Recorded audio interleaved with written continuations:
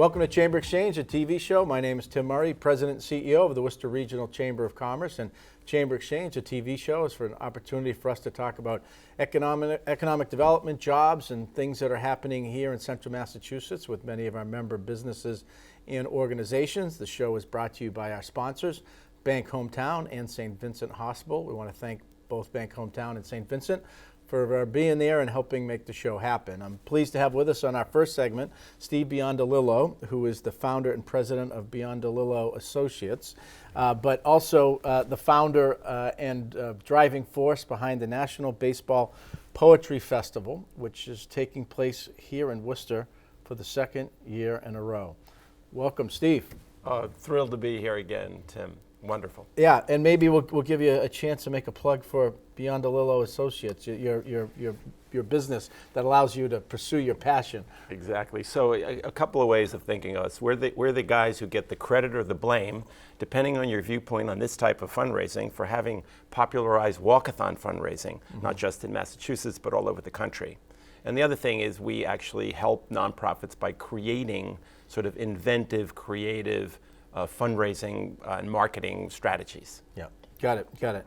But we wanted to give you that chance for that plug. But we're here to talk about the National Baseball Poetry Festival, which is a national first and a vision that you had. And maybe you could kind of share with our viewers that vision and their opportunities to participate. Absolutely. So, there's sort of two ways of thinking about this. One, I've got an attachment to baseball because, sort of when I was growing up in the streets of New York City and Philadelphia, baseball was a big lifeline for me, right? I was able to play it, and it sort of creates a space and a place for you in the neighborhood.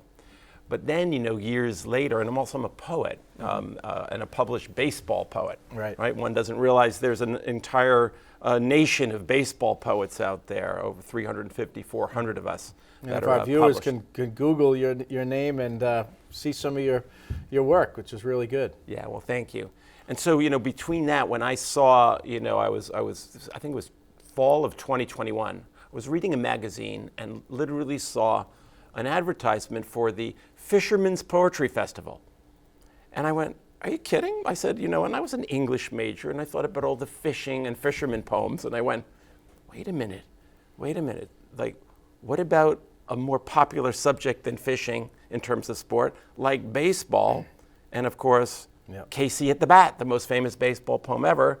And where is that from? Right. Well, of course, Ernest there is a native son of Worcester, born and raised here, and wrote not only, of course, the most famous baseball poem ever, but it's one of the greatest poems in the history of literature. And so that thought was, okay, let's see if we can create a National Baseball Poetry Festival. And you reached out to some Worcester business leaders, Richard Burke at the time, the present CEO of Fallon, and others, and here we are. Yeah. Well, let me tell you, it had to be Worcester. First of all, Worcester Polar Park had just opened. Right. Best AAA stadium in the ballpark. Right. Stand corrected. Yes. We don't use the stadium word. Larry Lucchino would find you. Yeah, find me. Please, Larry, hold on to it. So the best ballpark, AAA ballpark in the nation. Teams doing well.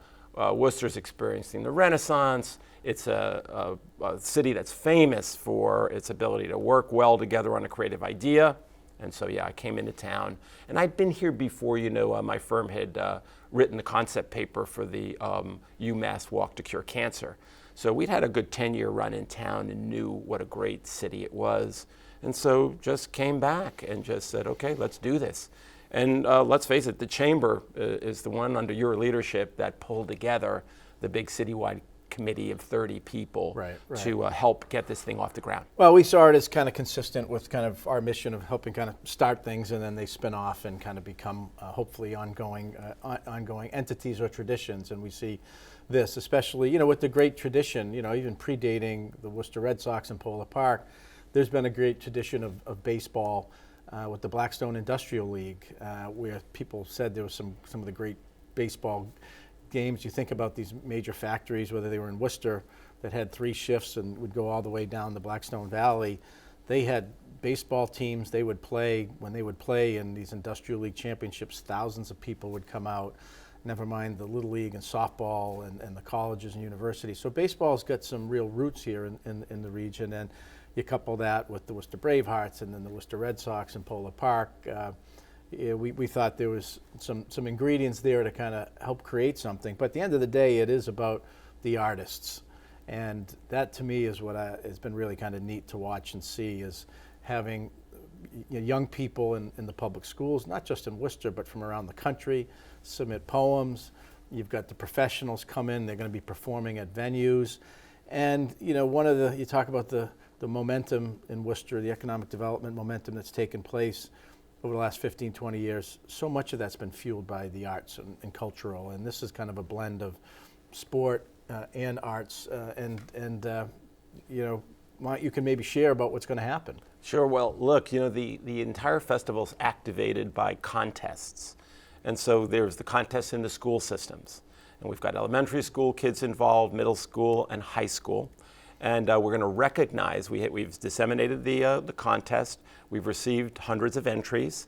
And we're going to recognize at least 20 poems, the work of 20 different students in each of those segments.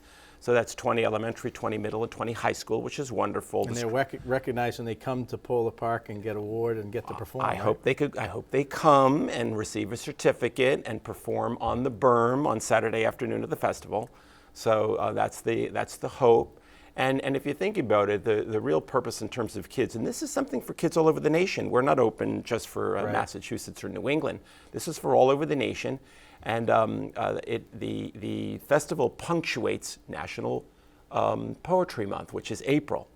And so this becomes a way to activate and energize that month, right? Give kids all over the country something that they can focus on, a common denominator subject, and participate, right? So it's a wonderful thing that way. We also have a contest for adults, college age 18 plus adults. And it'll be another 20 recognized. And in that segment, of course, there are baseball poets all over the United States. And, they're submitting. We have, I think over 150 submissions already this year in that segment. And we'll also recognize 20. And last year, we had poets from a dozen states, coast to coast, visit Worcester for the festival. California, Arizona, Florida. So there's our economic development, hotels, staying out, visiting the area, exactly. Going back, talking about Worcester and the region. Exactly. So the festival's activated by those contests and also embraces everyone in the nation. Objective 1. Objective 2, we want all the poets to come here, right? Again, we use the hotels, the restaurants, etc. And lastly, we would like this to be a tremendous sports, arts, cultural festival, as you indicate. Sort of a new trend in tourism and an important thing. And if you think about it, Worcester is now pioneering in that space with this festival, blending arts and sports.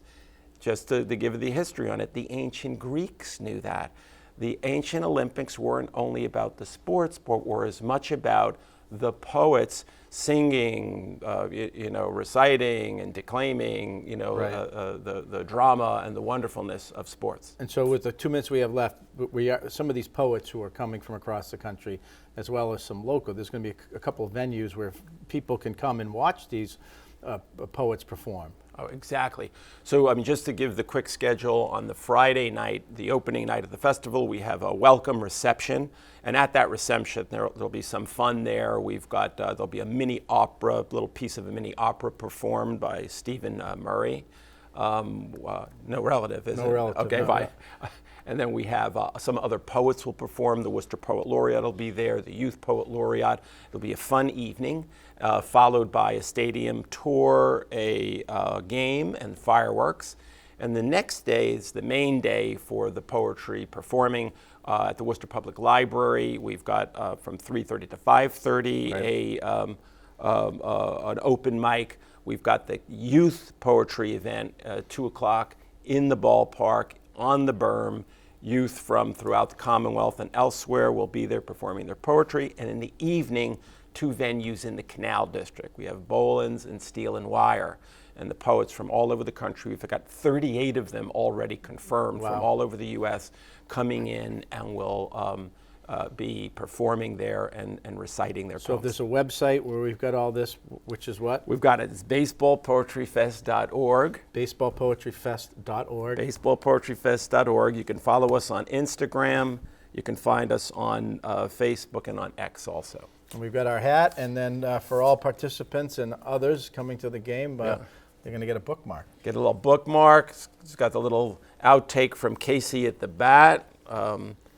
Here, a wonderful little takeaway from the festival. And of course, I'm modeling the shirt today. I'm not sure if the viewers can see this, but Of course they can. Yep. just wanted National to see Baseball that. Poetry It's Festival, so nice. Worcester, Mass.